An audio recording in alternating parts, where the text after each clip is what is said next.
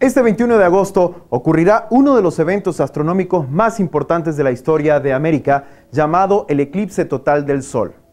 Este es un evento astronómico que no sucedía hace 70 años. Tendrá una duración aproximada de 2 minutos con 45 segundos. Podrá observarse en su totalidad en América, en Estados Unidos, México, Centroamérica, parte de Sudamérica, parte de Europa y África. Les recomendamos que para poder ver este evento no usen gafas, no usen telescopios, ni usen este tipo de cosas que pueden dañar sus ojos. Tienen que buscar una careta para soldar número 14 o una que se adecue totalmente a sus ojos. Si no están totalmente seguros de qué número se adecua a sus ojos, por favor no intenten con cualquiera.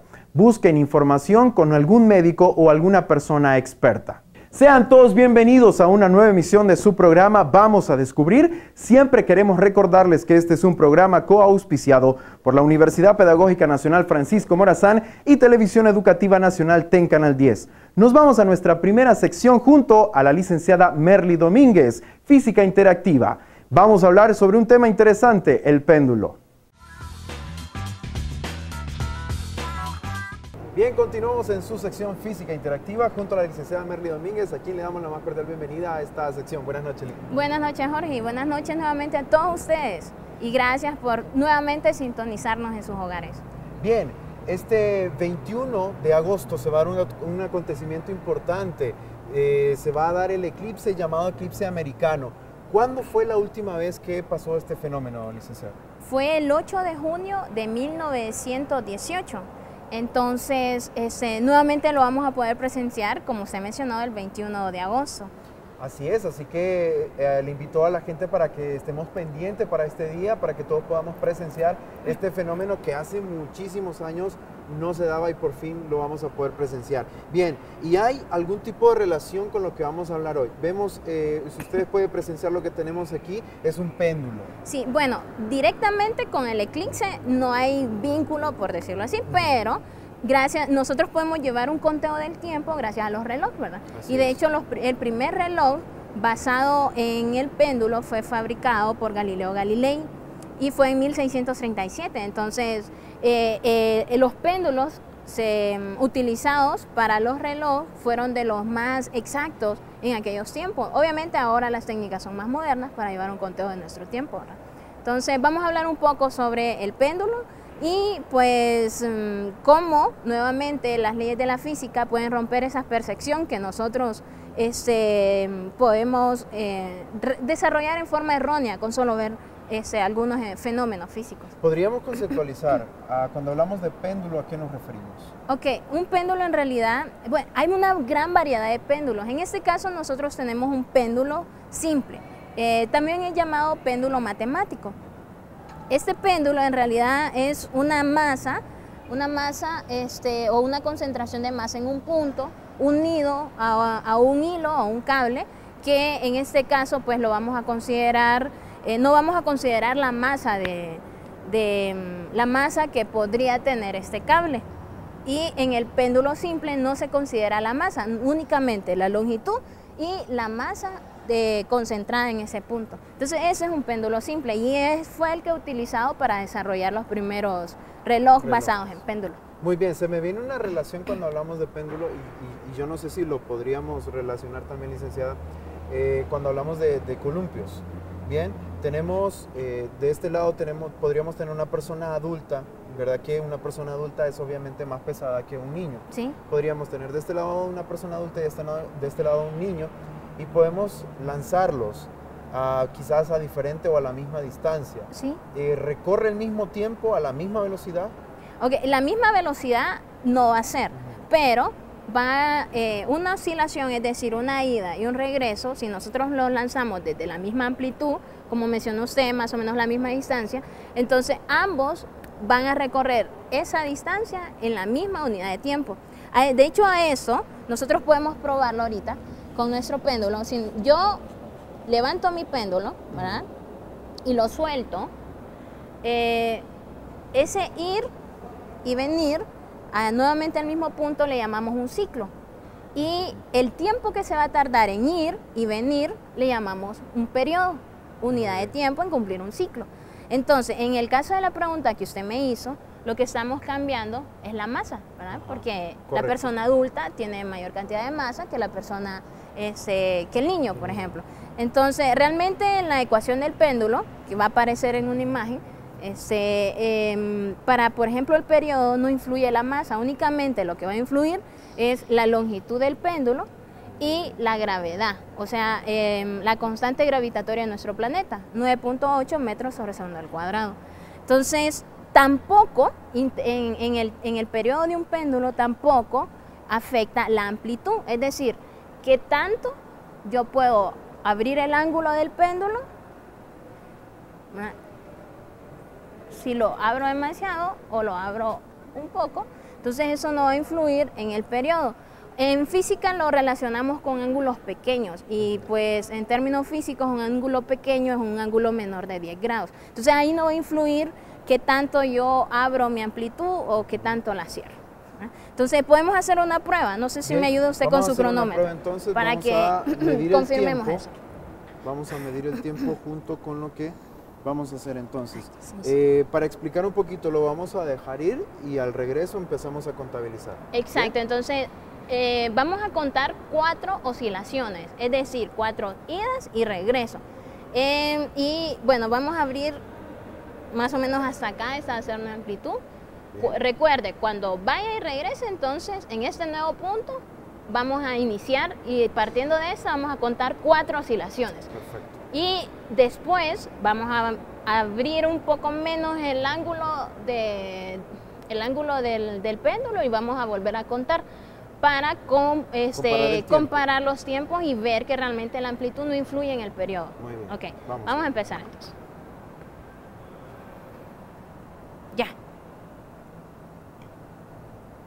1, 2 oscilaciones, 3 oscilaciones, 4 oscilaciones. Ok, ¿cuánto? Tenemos 15 segundos. 15.07 segundos. Ok, entonces nuevamente vamos, recuerden que más o menos aquí tenía una marquita, ¿verdad? Entonces aquí abrí la primera vez, la amplitud, vamos a cerrarlo un poco, ¿verdad? Y vamos a hacer exactamente lo mismo. Okay, si se fijan, ¿verdad? es menos, sí. Okay. Ok, no le doy impulso, simplemente dejo que vaya. Nuevamente 4. Ya, empiezo. 1, 2, 3, 4. Casi los 15 por poquito. Ajá, 15.99. Sí. Ok, muy similar en el anterior. Ahora, ¿por qué se debe esta pequeña diferencia en los segundos? En realidad es por el tiempo de reacción. Nosotros como seres humanos le agregamos una incertidumbre, es decir, un error a nuestra medición. Su tiempo de reacción, pues al inicio pudo haber variado un poquito con el segundo momento. Milisegundo por ahí puede haber empezado tarde o temprano, ¿no? Ok, entonces vemos que realmente la amplitud no influye en mucho. Bueno, realmente no influye en el periodo. Y pues lo mismo,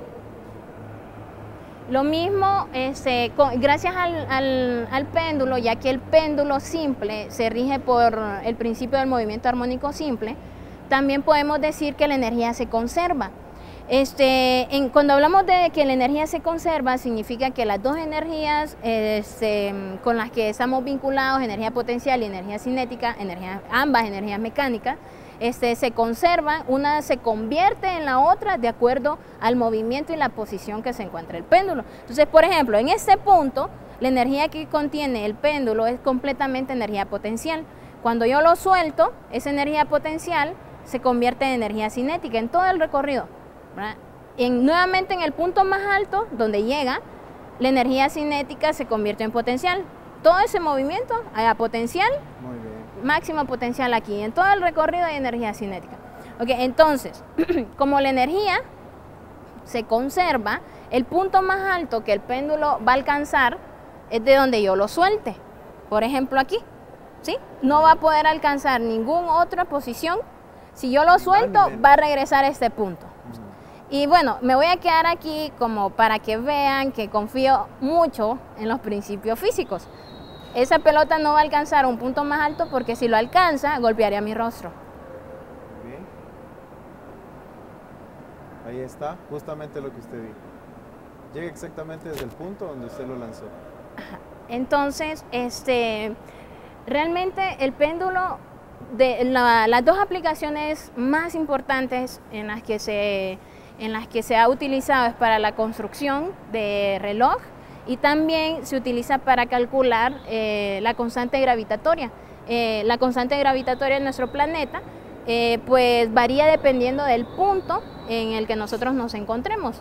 O sea, en el punto en el que nosotros medimos esa constante gravitatoria. Por ejemplo, en Tegucigalpa realmente no es 9.8 exactamente como lo conocemos, 9.8 metros sobre segundo al cuadrado, sino que varía un poco, pero en promedio, entonces nosotros en física utilizamos exactamente 9.8 metros sobre segundo al cuadrado. Muy bien, excelente entonces, interesante. Y tenemos un péndulo más pequeño, ¿no? Más liviano. Ah, sí. Eso sería si nosotros... Bueno, podría llegarse a pensar, de hecho, de que también la cantidad de masa que nosotros estamos agregando al péndulo podría... le vamos a cortar este pedacito para que no moleste. No hay una tijera.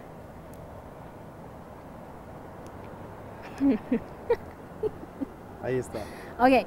Se podría tender a pensar que la cantidad de masa que uno agrega al péndulo influiría también en la oscilación. Entonces vamos a hacer lo mismo, el mismo conteo que hicimos antes. Aquí está la marca. ¿Dónde está la marca? Vamos a ver. Aquí está la marca. Entonces vamos a hacer lo mismo. Vamos a producir 4 oscilaciones. Si me ayuda con el tiempo. Permítame, vamos a ver. 4 oscilaciones.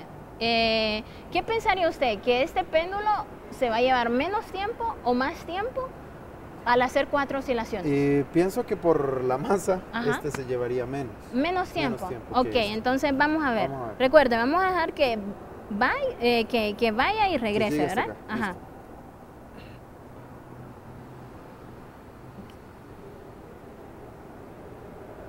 listo. Una oscilación. 2 oscilaciones. 3 oscilaciones. 4 oscilaciones. ¿Cuánto se tardó? 15 segundos. 15 exactos. Ok, si vemos, el tiempo es muy similar en el caso de la oscilación De este péndulo grande. del péndulo grande. Entonces la masa no influye realmente, ¿verdad? Obviamente si nosotros cambiamos la longitud del péndulo, entonces ahí sí afectaríamos el periodo, como vemos en la ecuación. La ecuación del periodo es 2pi multiplicado por la raíz de L dividido entre la gravedad. Entonces, obviamente, si nosotros disminuimos la longitud del péndulo, entonces estaríamos disminuyendo el periodo. Y si aumentamos la longitud del péndulo, estaríamos aumentando el periodo también. Bien, interesante. Entonces no tiene que ver entonces la masa con el periodo, ¿verdad? Sí. Bien.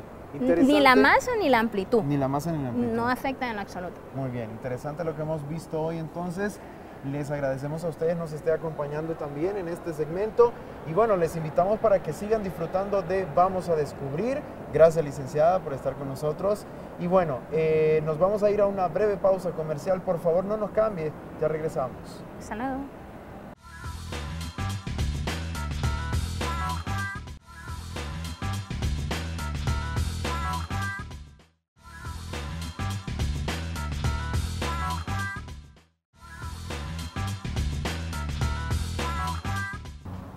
Bien, sean todos bienvenidos a su sección Química para Todos y nos encontramos como siempre con la licenciada Rosana Bulnes. Aquí le damos la más cordial bienvenida. Buenas Hola noches. Jorge, buenas noches. ¿Qué tal? Bien, como ven ustedes, nos encontramos en este momento en la cancha sintética de la Universidad Pedagógica Nacional Francisco Morazán.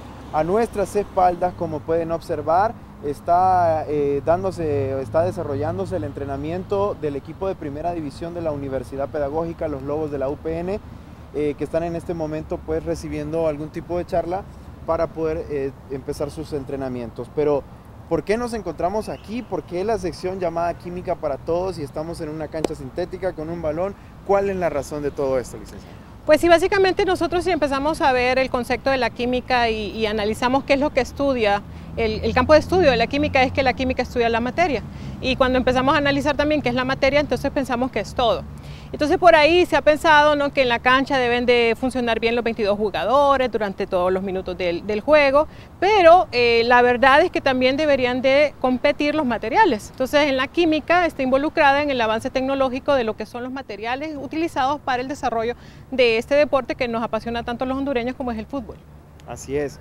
Bien, entonces vamos a hablar un poquito acerca de los materiales que se usan, por ejemplo, para hacer los botines, para hacer los balones de fútbol, las canchas, que si nosotros nos vamos a un tiempo atrás, los materiales han cambiado muchísimo. Sí, el desarrollo de la tecnología y de la química van de la mano, ¿verdad? Y entonces en el caso de las herramientas que se utilizan, de los materiales de los instrumentos, han avanzado bastante, ¿no? Entonces, por ejemplo, cuando empezamos a hablar de tenis, de tacos, antes eran, por ejemplo, de cuero, eran poco ventilados, había mucho sudor, entonces no había una comodidad para lo que es eran pesados, porque además también el taco era clavado en la suela del tenis. Entonces el taco no era flexible, era pesado y era difícil de jugar con esas condiciones, pero igual se usaban. Pero actualmente los tacos están elaborados con poliestirenos, con polímeros, que los polímeros son compuestos que están formados por un montón de monómeros, que al final son largas cadenas de carbono y hidrógeno que han venido a ayudar mucho a la flexibilidad, a la comodidad del jugador. Y entonces no solo pensar en que debe de estar bien alimentado, debe tener una buena condición de practicar, sino que también esté cómodo al momento de meter el gol, ¿no?, de anotar el gol. Entonces los tenis ahora han cambiado, pueden estar combinados también con poliestireno, con polímeros, como les decía, naturales o sintéticos, y pueden tener, por ejemplo, dentro de los naturales, el algodón o fibras naturales como la lana, que aunque se han empezado a eliminar de la elaboración de la fabricación de los tacos, todavía se usan. Ah, muy bien. Y eso ayuda, como usted lo decía, eso ayuda para que el futbolista se desarrolle mejor dentro de la cancha. También tenemos, por ejemplo, las camisetas, ¿verdad? En cuanto al uniforme también ha variado mucho. Por ejemplo, en uno de los famosos mundiales del 2010, en Sudáfrica, se utilizó una tecnología que Adidas introdujo al mercado, que era el Tecnofit, que era una nueva tecnología o una nueva herramienta que tenía el jugador de tener telas compresibles. Era una tela que comprime el músculo, que como envuelve el músculo con tenas muy rígidas, y ayuda mucho en lo que es la eficiencia del jugador, a mejorar el salto, mejorar la velocidad del jugador en el campo, y todo eso es un desarrollo polimérico, es un desarrollo de la química y un desarrollo de la tecnología. Para que los conocedores de fútbol se relacionen con lo que estamos hablando, esa indumentaria, por ejemplo, esa camiseta que usaban los jugadores en el Mundial del 2010, ajá, usaba una X atrás, ¿cierto? Sí. Y eso ayudaba también al consumo de sudor. Sí, absorbía el sudor los materiales jugador. ahora están hechos de combinaciones, como le decía, de polímeros sintéticos y naturales. Entonces se mejora mucho la ventilación, se mejora mucho la evaporación del sudor. El deportista no anda permanentemente sudado. Esos materiales también son impermeabilizados. Al final lo que hacen es evitar que la humedad se pegue al cuerpo. La eficiencia del jugador se mejora en un 100%, y eso se ha comprobado, ¿no? Jugadores que tenían materiales poliméricos, sintéticos y naturales actuales a materiales como algodón y lana, que eran pesados, que se arrugaban, que eran difíciles de controlar en cuanto a la humedad y al sudor, es una eficiencia totalmente buena para la gente que sí lo usaba y la gente que no. Sí, es que si usted compara también las camisetas que antes usaban los equipos con las camisetas que ahora se usan, son totalmente diferentes, tienen mucho menos peso, sí, son más livianas. Más liviano, entonces el jugador le permite movilizarse más, saltar mejor, y eso se ha evidenciado ya con pruebas en los jugadores. Así es, también hemos visto la diferencia en los balones. Los balones, sí, en uno de los mundiales también, en Brasil 2014, se lanzó un balón muy parecido a este, que se llamaba la Brazuca. El Brazuca era un balón comercial más que todo, porque lo que tenía incorporado eran 6 cámaras panorámicas que hacían hacían esa toma de 360 grados que permitía ver jugadas espectaculares, ¿no?, que uno no las evidencia de largo en un televisor, en una pantalla de televisor. No era un balón de uso en el campo porque era pesado y el hecho de tener 6 cámaras incorporadas dificultaba la movilidad del mismo y también aumentaba el peso. Pero sí se utilizó comercialmente para hacer como los spots publicitarios de lo que era el Mundial. También esa pelota fue aprobada por la FIFA, la que no tenía las cámaras obviamente, y se sometió a pruebas de viento para ver qué tanto se movilizaba a altas velocidades, siendo fabulosa, ¿no? Eso facilitaba mucho porque el desplazamiento de la bola en el campo. No absorben humedad, son pelotas más livianas y entonces facilitan las jugadas. Así es, y fue una tecnología de último, ¿no? De lo último que se ha utilizado. Se pudo utilizar en ese mundial. Y vale mencionar que para poderlo usar en el mundial, los equipos de todo el mundo se les facilitó el balón para que lo usaran por 2 años antes del mundial. Que lo probaran y fueron muy buenos resultados realmente. Fue exitoso. Bien, también hemos visto que ha habido también un cambio de cancha, se ha retomado o se ha tomado ya en el fútbol usar cancha sintética. Antes se usaba cancha pues, primero de tierra, después de grama y ahora sintética. Hay de todo, ¿no? Las canchas han sido por lo general canchas naturales, de grama natural. Pero por ejemplo en la que estamos ahorita, que es la cancha sintética de la Universidad Pedagógica Nacional Francisco Morazán, son canchas que se mandan a hacer a medida, con las condiciones necesarias, son canchas que se utilizan materiales muy inteligentes porque absorben humedad también, no se van a podrir por efecto de la lluvia, de las inclemencias del tiempo, duran muchísimo porque puede estar en frío o en calor y la cancha va a ser perdurable, no se daña. Además que facilita mucho el impacto de los muchachos al correr, ¿verdad? Les facilita mucho el hecho de no golpearse. Entonces todo esto son materiales inteligentes que se están utilizando para mejorar el rendimiento de los jugadores dentro de lo que es el partido. Y una cosa se tiene que relacionar con la otra. Por ejemplo, pienso yo, no sé, pregunto, en una cancha sintética no se puede usar los mismos tacos que se usan en una cancha de grama, ¿cierto? Sí, no, hay tacos especiales por los materiales para que no lo dañen, ¿verdad? Y eso también ayuda al desplazamiento del balón y al desplazamiento del jugador de manera más rápida, que es lo que al final estamos buscando, ¿no? La eficiencia física y deportiva de los jugadores. Bien, y es que para que usted vea que el hecho de implementar este tipo de materiales dentro de las indumentarias deportivas no es algo que pasó por casualidad, realmente se utilizaron estudios, métodos y bueno, al final todo tiene el fin de que el deportista se le sea más fácil el hecho de practicar su deporte, ¿no? Sí, no solamente en el fútbol. La verdad que sí, no solamente en el fútbol, en todos los deportes. Y marcas comerciales sumamente famosas, como las que mencionábamos, Adidas, Nike, Reebok, están apostando por eso, por el desarrollo tecnológico y químico de materiales novedosos que van a ayudar a la eficiencia de los jugadores dentro de los partidos. Ahora, yo tengo una pregunta, quizás, bueno, esto ahora se me ha venido, pero estos productos, estos químicos que se utilizan para la elaboración de estos materiales, ¿son dañinos o no?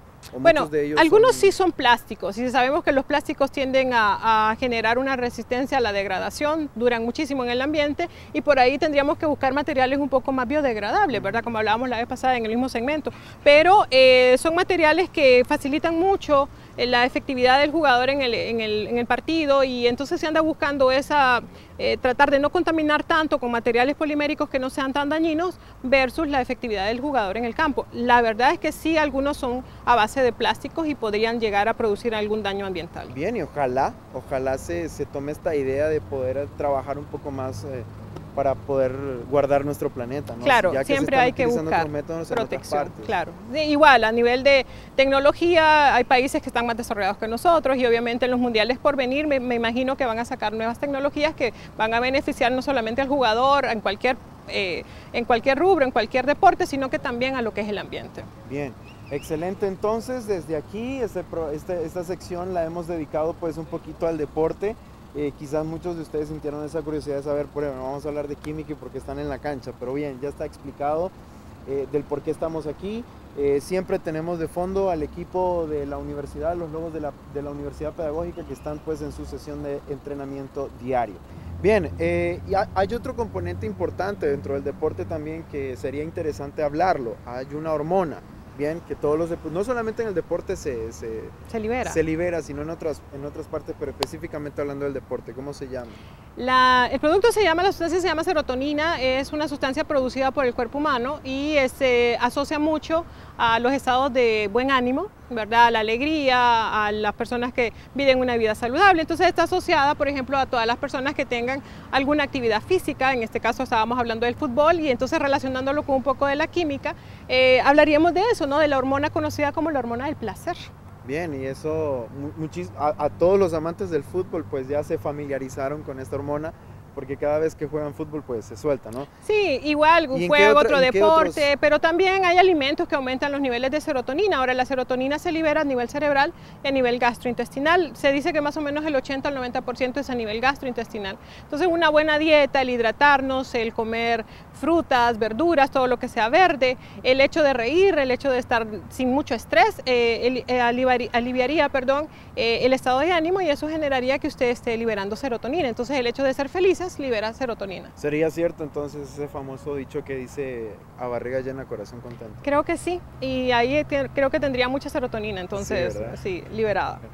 Bien, licenciada, hemos tenido un tema interesante, bien. Si nuestros televidentes tienen preguntas o sugerencias para con el segmento, ¿dónde podrían hacerlas, licenciada? Bueno, agradecerles porque ya hemos visto algunos comentarios a través de lo que son las páginas, las redes sociales, el caso de Facebook, la página de Vamos a Descubrir Ciencias Naturales. Por favor, escríbanos, hemos estado leyendo algunos comentarios, los vamos a tomar en cuenta para próximos temas y eso nos ayuda mucho como retroalimentación. Entonces, agradecerles realmente que están viendo el programa, que sigan con nosotros, que vamos a tener muchos temas interesantes en Química para Todos. Y le agradecemos, ¿no?, su fiel sintonía para con nosotros cada viernes en punto de las 8 de la noche. Bien, antes de irnos a la pausa, quiero invitarle para que se quede con nosotros y disfrute de su sección Así es la vida. Vamos a determinar cuáles son las características para que un ser pueda ser llamado o pueda ser declarado como vivo. ¿Cuáles son esas características para llamarlo ser vivo? Así que no se pierda la sección Así es la vida con el licenciado Javier García. Nos vamos a la pausa, por favor, no nos cambie, ya regresamos.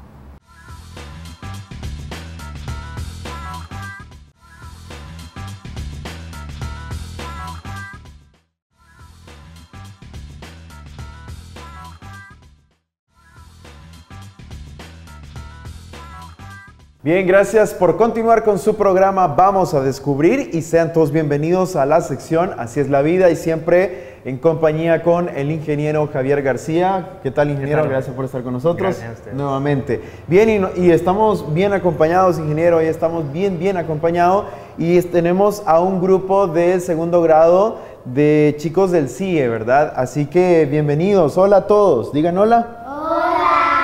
Bien, entonces vamos a platicar un poquito qué es lo que tenemos preparado para hoy, ingeniero.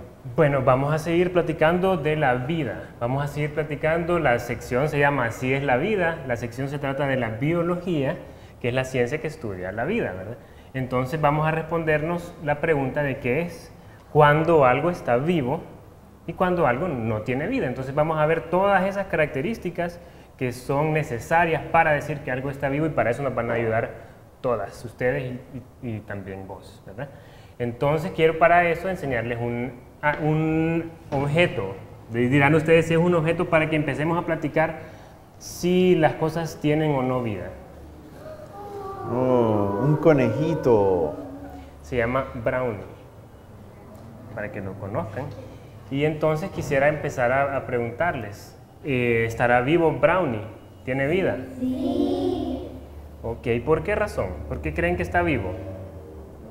Porque se mueve. Porque se mueve.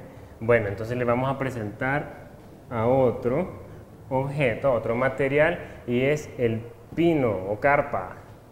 ¿Está vivo? No. No, ¿sí o no? Vamos a ver, aquí tenemos un desacuerdo. Hay diferencias de opiniones. Aquí sí tenemos un conflicto, dicen que no y dicen que sí. Vamos a ver, Carmen, ¿por qué no? ¿Por qué no está vivo? Y Brownie sí. Porque no se mueve. Okay. ¿Y quién dice que sí? A ver, ¿por qué está vivo? Porque es una planta y las plantas, los humanos y los animales también son seres vivos. Ah, muy bien.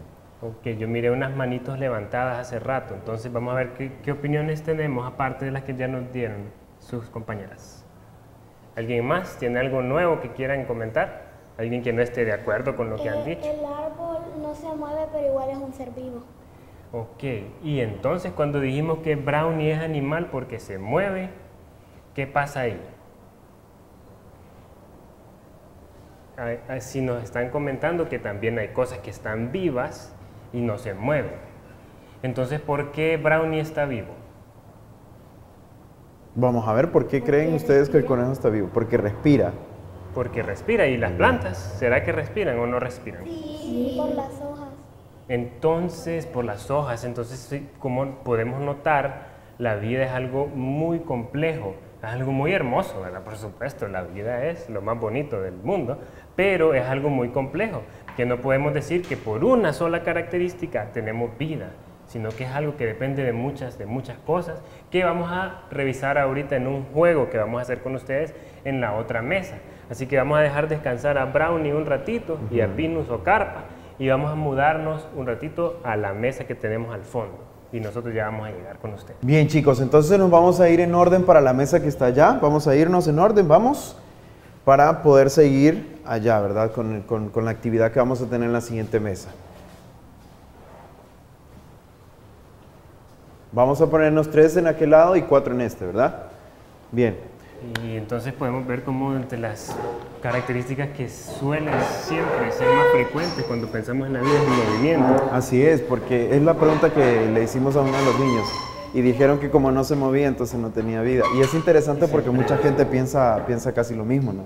Sí, eso se llama el conflicto cognitivo, cuando ellos mismos ven a la par que hay uno que se mueve, otro que no, pero que ambos están vivos, posiblemente. Entonces ahí es donde se empiezan en el interior de uno mismo a rebatir ideas, y eso, ese conflicto es justamente el que hace el crecimiento. Vamos a ver, ¿qué tipo de actividad vamos a tener aquí? Entonces ahora empieza el juego lo más rápidamente posible, pero con mucho cuidado al manipular los objetos. Vamos a hacer lo siguiente: este equipo tiene todos los materiales que están en aquella mesa, y este equipo tiene a su disposición todos los materiales que están en esta mesa. Bien, entonces vamos a explicarles un poquito la dinámica del juego, ingeniero. Tienen una línea divisoria y este equipo va a trabajar en base a estos cuadros que tienen, ¿verdad? Entonces mencionémosles qué está dentro de los papelitos para indicarles bien lo que van a hacer. Ok, entonces en este juego vamos a caracterizar todos estos objetos que están en esta mesa y todos los que están en aquella mesa.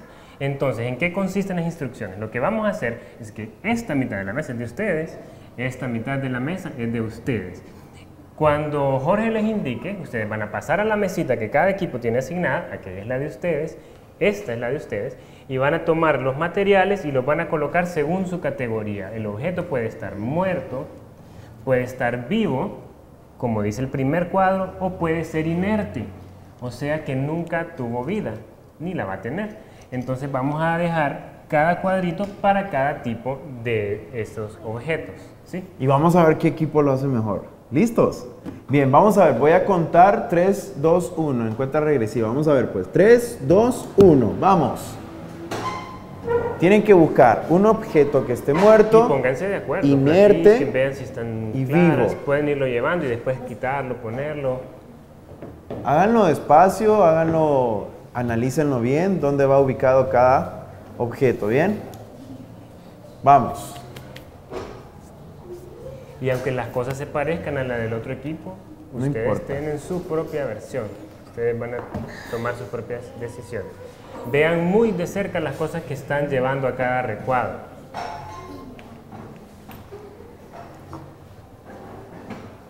Bien, vamos. Pueden apoyarse, son un equipo, ¿eh?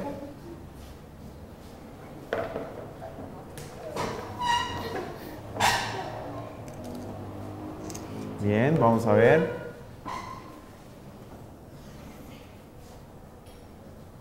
Recuerden que es muerto, Ustedes inerte pónganse de o acuerdo. vivo. Si Bien, alguien ¿ya? considera que no va ahí, entonces lo movemos. Si quieren, tienen un tiempecito para poder reconsiderar la decisión que han tomado. Pueden verlo, analizarlo, discutirlo entre el equipo para ver si todo está bien, todo anda bien. Y escucharlo, tocarlo, olerlo, todo lo que nos ayude a decidirnos si está vivo, muerto o es inerte. Porque la biología estudia solo cosas vivas. Entonces en esta mesa hay cosas que las estudia la biología y cosas que no las estudia la biología. y de eso depende de ciertas características que vamos a platicar. Bien, ¿estamos listos, chicos? ¿Ya? ¿Este equipo? ¿Ya? ¿Listo? ¿Aquel equipo? Ya, bien. Vamos a ver, pues, ¿qué tenemos aquí? Entonces, vamos a comenzar con el cuadro de las cosas vivas. Veo que pusieron, este es el cuadro de las cosas vivas de este equipo, y el cuadro de las cosas vivas de este equipo es el que está más lejos de nosotros ahora. Así. Entonces, ¿por qué pusieron esta material en el cuadro de las cosas vivas? ¿Qué tenemos acá? Gusanos. Sí, esas se llaman lombrices de tierra y las podemos ver revoloteando. Cuando nosotros las movemos, ellas se sienten estimuladas y ellas responden porque creen que somos una amenaza para ellas. No lo somos porque después de esto las vamos a llevar de nuevo a la tierra. Pero están respondiendo al medio. Entonces, quiero que pensemos un poquito en eso y que me comenten por qué consideran que están vivas. Las lombrices, recordemos un poquito a Brownie, recordemos un poquito al pino o carpa que teníamos allá. Porque se mueven. Ok, nos mantenemos con esa. Porque respiran. Ok, si nosotros quisiéramos, pues si pensamos de nuevo en Brownie, y yo les preguntara a ustedes, ¿cómo está formado Brownie? ¿Qué me dirían? Diferentes partes. ¿Cómo cuáles? Pies. La nariz. ¿Qué más tenía Brownie? Boca, orejas. Y por dentro, ¿qué tendrá Brownie? Comida. ¿A dónde se le va la comida? Al estómago. Al estómago. Y que además del estómago, ¿qué más tiene por dentro? Ok, entonces, ¿ustedes creen que algo que tiene partes está vivo? Sí. ¿Y un carro tiene partes?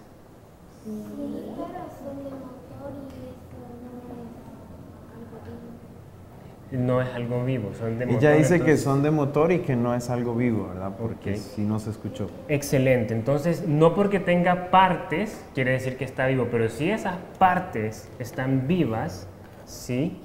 Esa es una característica de las cosas que están vivas, de los organismos vivos. ¿Saben cómo se llaman esas partes? Se llaman células. Y quiero que si me hacen el favor de que conozcamos las células, vamos a movernos a aquel aparato, se llama microscopio, y vamos a ver las células del cuerpo humano. Ustedes dijeron, Brownie tiene estómago, tiene nariz, tiene ojos, tiene orejas, boca, Ojos, células. ojos, pero todos esos órganos, Están formados por células. es correcto, están formados por células. Aunque se miren muy grande, aunque tengamos una nariz muy grande, todos tenemos a veces amigos narizones. Hasta en los ojos. Aunque sea muy grandota, esa nariz está formada de ladrillitos pequeñitos, muy pequeñitos, que se llaman células. Entonces, esa es la primera gran característica de los seres vivos. Entonces, la célula es una piececita que tiene membranas para dejar pasar sustancias, toda la comida pasa por esa membrana, que tiene estructuras que le permiten dar energía, que tiene estructuras que le permiten cambiar de forma. Y entonces esa es una de las primeras. Pero hay células malas. Hay células malas. Las células tienen muchas funciones. No hacen lo mismo las células que están en la palma de nuestras manos a las células que están adentro de nuestros ojos. Entonces esas son células todas buenas, pero también cuando las células empiezan a crecer sin control, las células tienen la capacidad de reproducirse. Entonces cuando empiezan a crecer sin control, se vuelven bultos de células que, como decís vos, son malas. Bien, y es que, bueno, lastimosamente el tiempo del segmento se nos ha terminado, pero nosotros vamos a seguir desarrollando el tema, lo vamos a dejar para una segunda parte.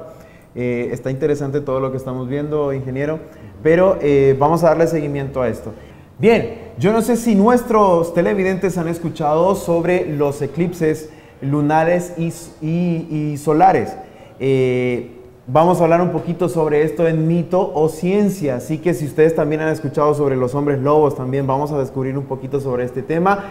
Pero antes vamos a ir a una pausa comercial y al regresar nos vamos con la sección Mitos o Ciencia.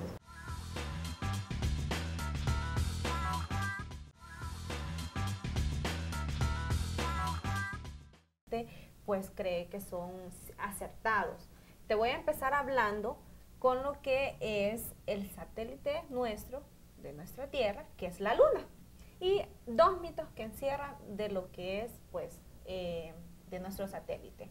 Pero te voy a hablar un poquito de lo que la gente, nuestros ancestros creían, ¿verdad? De muchas culturas anteriores atrás, creían de que la Luna, pues, por medio de estas, cesaba la fertilidad. ¿Por qué? Porque hay una congruencia entre lo que es los 28 días del ciclo menstrual de la mujer con los 28 días que dura el ciclo de la luna. ¿Por qué? Porque ellos hallaban estas formas representativas y decían de que abarcaba lo que era la fertilidad tanto de la tierra como de las familias.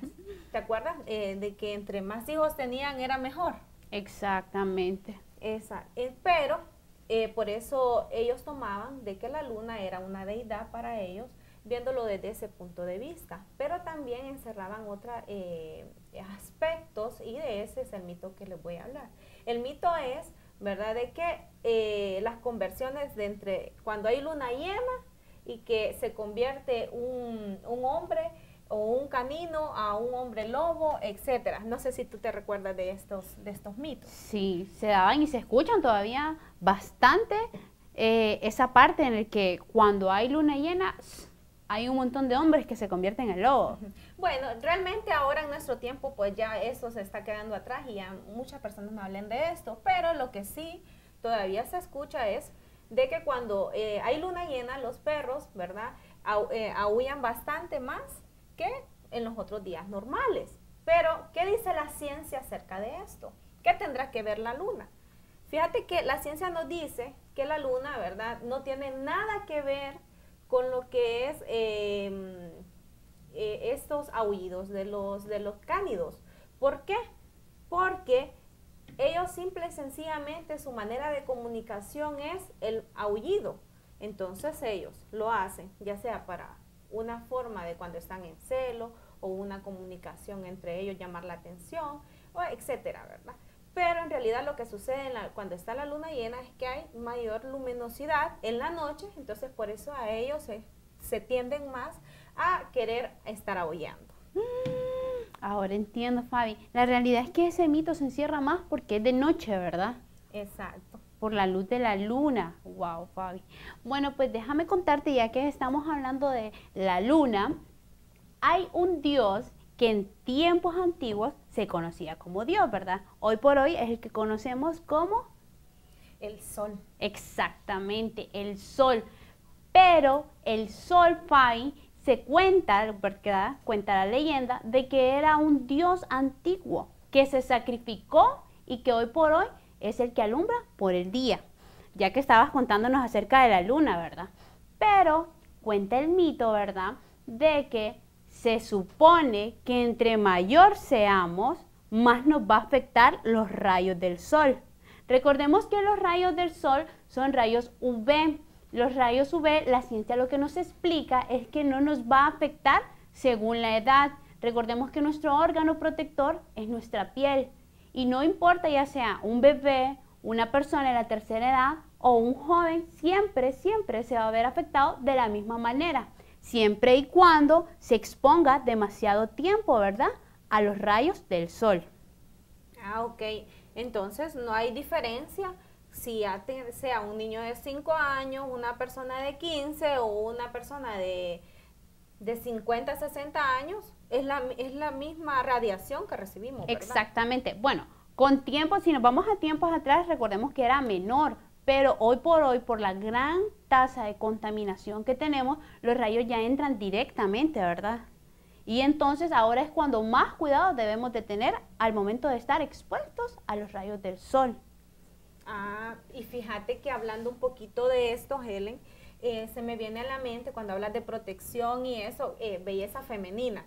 Fíjate que hablando un poquito de los mitos, ¿verdad?, volviendo a lo que es lo de la luna, ¿has escuchado de que dicen de que cuando está luna llena tenemos que cortarnos el pelo? Ay, sí, bastante. Aunque déjame decirte que ya lo he probado y no siento nada, que me crezca mucho. Pues por eso te hablo de ello. Ese es el mito, que cuando está la luna llena tenemos que cortarnos el cabello, nos va a crecer hermoso y más rápido. Pero la ciencia desmiente esto. ¿En qué sentido? En el sentido de que nuestros folículos capilares son los encargados de desarrollarnos el crecimiento del pelo. Entonces, debido a nuestra alimentación, debido al cuidado del cabello o a otros factores externos, ¿verdad? El sol, ¿verdad? Esto es lo que hace que el pelo esté o maltratado o crezca o siga su secuencia naturalmente. Entonces, no tiene nada que ver la luna con nuestro cabello. Y te voy a dar un dato curioso a vos y a todos ustedes, que cuánto más o menos crees que es el rango del crecimiento de nuestro cabello mensual. Pues no sé, Fabi, pero quiero pensar que es algo poquito grande, ¿verdad? Pues fíjate, te voy a contar para que te desanimes totalmente. Y lo pensé antes de irte a cortar el cabello. Solo crece, el rango está entre 1 y 1.5 centímetros mensuales. O sea que es más lo que nos cortamos, Fabi, que lo que nos crece.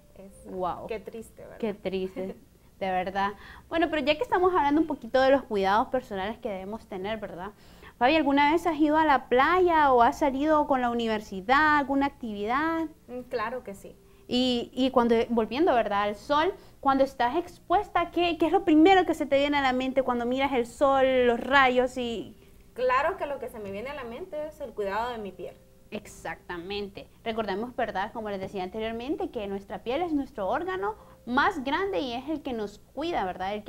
Y también, aparte de que nos cuida, es uno de los más sensibles a lo que es los rayos UV que nos transmite el sol. Pero el mito, Fabi, es que nos cuenta que algunas personas dicen que entre mayor es la cantidad el filtro que nos aplicamos, mucho mayor va a ser nuestro cuidado. Es decir, los rayos se supone que van a incidir en menor cantidad a mayor cantidad que tengamos de crema en nuestro cuerpo de lo que es el filtro. Pero la ciencia nos explica de que al igual cuando tomamos algún medicamento, no es que la crema en mayor cantidad nos va a proteger más. Es decir, a mayor cantidad lo que hacemos es dejar más propenso a nuestro cuerpo a estos rayos, porque bajamos, ¿verdad?, la calidad de la protección. Y déjame decirte como dato curioso también, ya que me encantó esa parte de las curiosidades, de cuando vamos al supermercado, más que todas nosotras las mujeres, lo que nos fijamos en qué es. En el precio. Exactamente, ¿verdad?, la comodidad. Pero generalmente nosotros decimos que a mayor, ¿verdad?, precio es mejor. Y hay que tener mucho cuidado en esto porque hay muchos envases que nos engañan solo por decir que son de altos precios. Pues qué interesante, fíjate, Helen, acerca de el cuidado de nuestra piel y de quitarnos un poquito la máscara que teníamos, ¿verdad? De que entre más nos echamos el filtro solar, mejor la protección, pero realmente todo tiene su proporción. Y en esta ocasión nos enseñaste, ¿verdad?, de que es a proporción de lo que necesita nuestro cuerpo. Exactamente, Fabi. Entonces ahora ya sabemos, ¿verdad?, al momento de que necesitemos cuidar, que hay que utilizar las cantidades moderadas, no en exceso. Y qué interesante es la ciencia, miren, que nos ayuda y nos enseña de todo lo que estamos errados para seguir aprendiendo cada día más. Exacto, Fabi, pero bueno, al igual que otros días, el tiempo se nos ha terminado y pues...